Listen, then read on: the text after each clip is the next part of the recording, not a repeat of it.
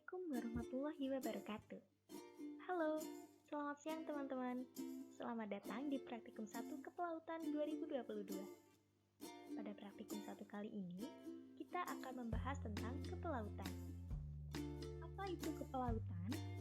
Kepelautan adalah segala sesuatu yang berkaitan dengan pengawakan, pendidikan, pensertifikatan, kewenangan, serta hak dan kewajiban pelaut.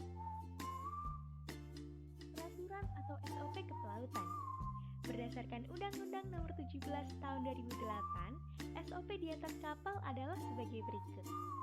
1. Sebelum berlayar, kapal sudah melengkapi administrasi layak berlayar dan sertifikat pelaut. 2. Adanya kelengkapan alat-alat komponen pendukung kapal dan keselamatan kerja. 3. Wajib adanya alat telekomunikasi pada trek pelayaran. 4. Setiap pelaut wajib mengikuti peraturan dalam berlayar. Bagi pelaut yang tidak melaksanakan kewajiban sebagaimana dimaksud dalam ayat 4, menanggung sendiri akibat yang timbul apabila terjadi perselisihan yang menyangkut pelaksanaan perjanjian kerja laut. 5. Wajib segera melakukan upaya pencegahan, pencarian, dan pertolongan serta melaporkan kejadian kepada pejabat berwenang terdekat atau pihak lain jika terjadi kecelakaan kapal atau keselamatan kapal atau keselamatan jiwa. 6. Nahkoda wajib melakukan tindakan pencegahan dan penyebarluasan berita kepada pihak lain apabila mengetahui di kapalnya, kapal lain, atau adanya orang dalam keadaan bahaya. 7. Nahkoda wajib melaporkan bahaya sebagaimana yang dimaksud kepada A. Syahbandar pelabuhan terdekat apabila bahaya terjadi di wilayah perairan Indonesia, atau B. Pejabat perwakilan Republik Indonesia terdekat dan pejabat pemerintah negara setempat yang berwenang apabila bahaya terjadi di luar wilayah perairan Indonesia. 8.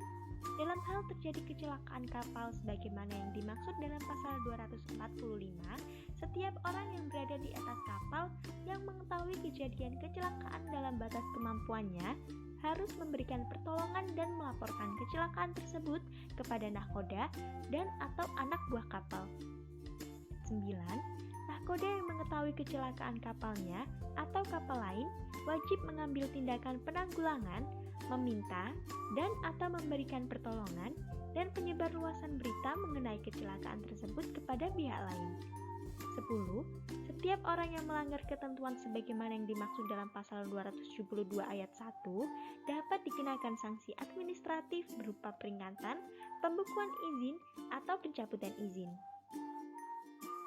Faktor penyebab kecelakaan di laut ada 3. Yang pertama ada faktor alam, yang kedua ada faktor manusia, dan yang ketiga ada faktor teknis atau mesin.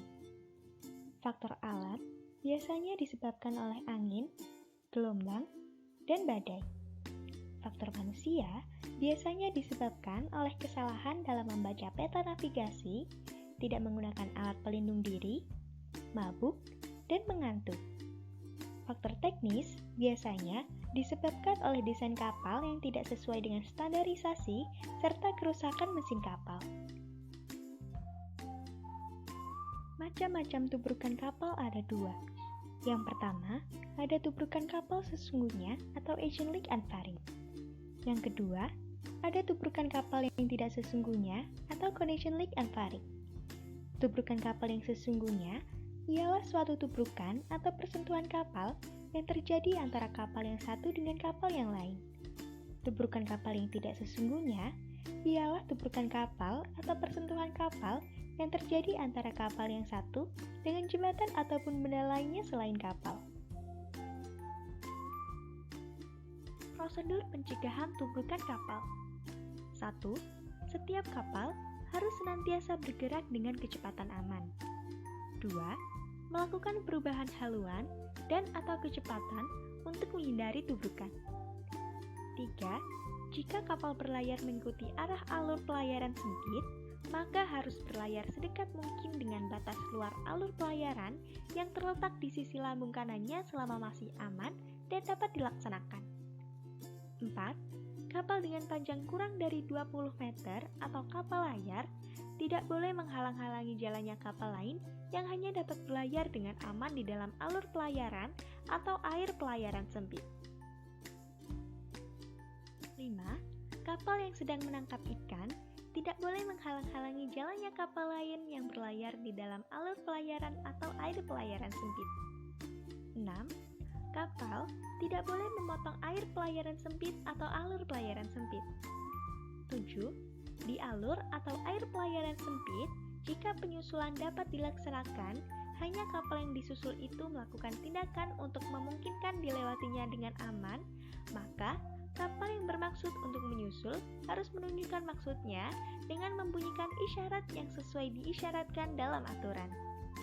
8. Apabila dua buah kapal tenaga sedang bertemu berhadapan, maka masing-masing kapal harus merubah haluannya ke kanan. 9. Setiap kapal yang berlayar harus terdapat sosok dan penerangan yang disesuaikan dengan peraturan yang berlaku. Prosedur kerja saat terjadi kecelakaan di kapal. Tubrukan.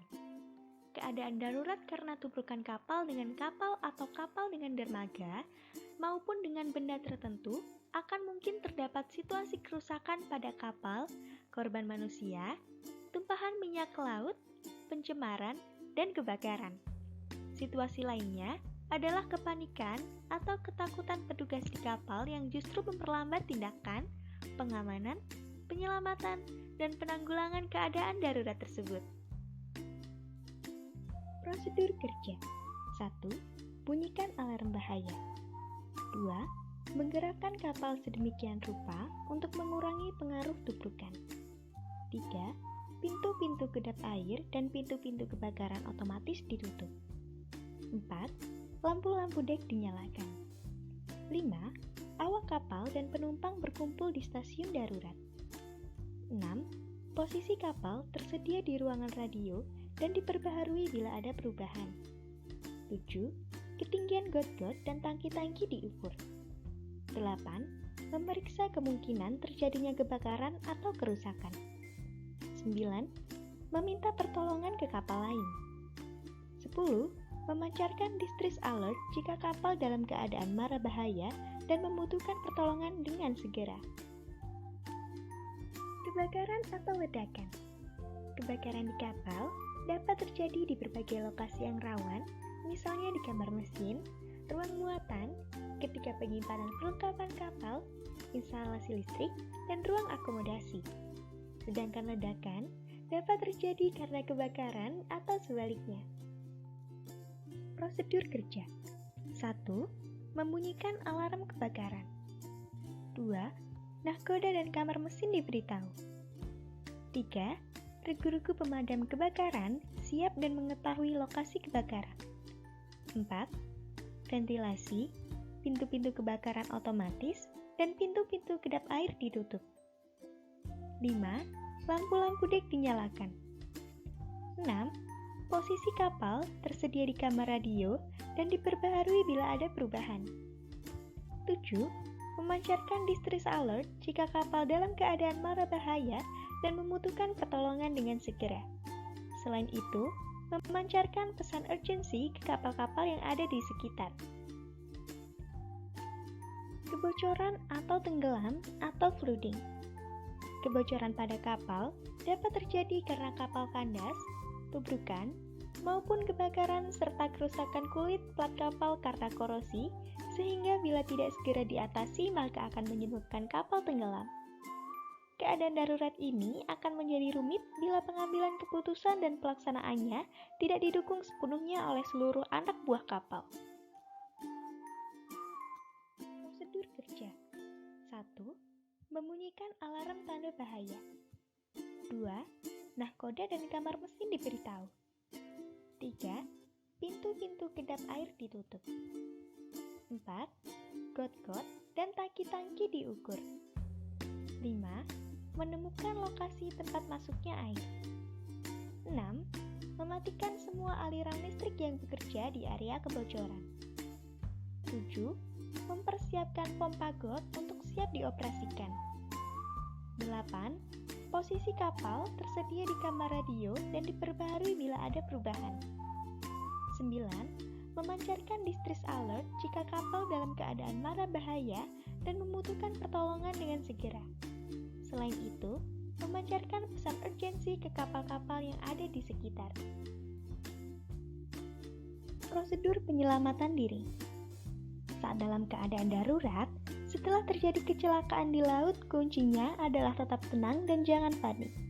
Semua bisa diatasi selama memahami kondisi dan situasi ketika kapal mengalami kecelakaan, baik itu terbakar ataupun tenggelam.